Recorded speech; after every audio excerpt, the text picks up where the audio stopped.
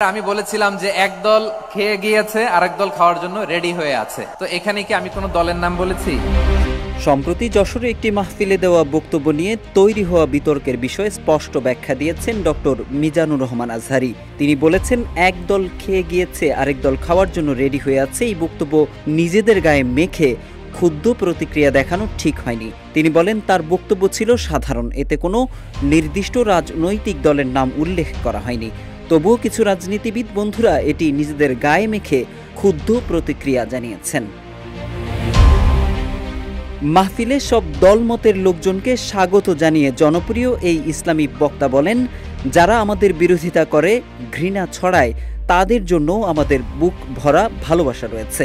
কারণ ভালোবাসা দিয়ে যা জয় করা যায়, কঠোরতা দিয়ে তা পারা যায় না।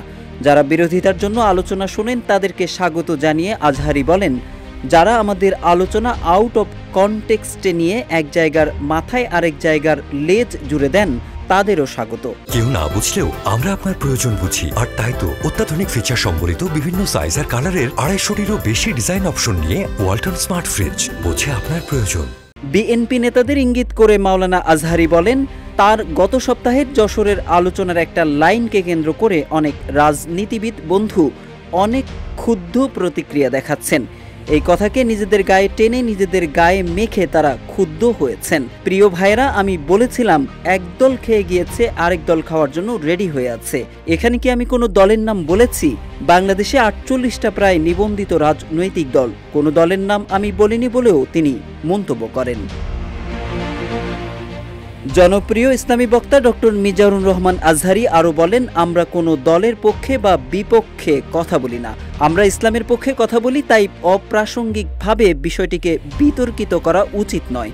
দেশে চাঁদাবাজি, দখলবাজি, দুর্নীতি কিংবা টেন্ডারবাজি চলতে থাকুক চাই না বলেও মন্তব্য করেন আজহারী। প্রতিটি রাজনৈতিক দলকে দুর্নীতিতে লিপ্ত না হওয়ার প্রতিজ্ঞা করতে হবে বলেও মন্তব্য করেন আজহারী।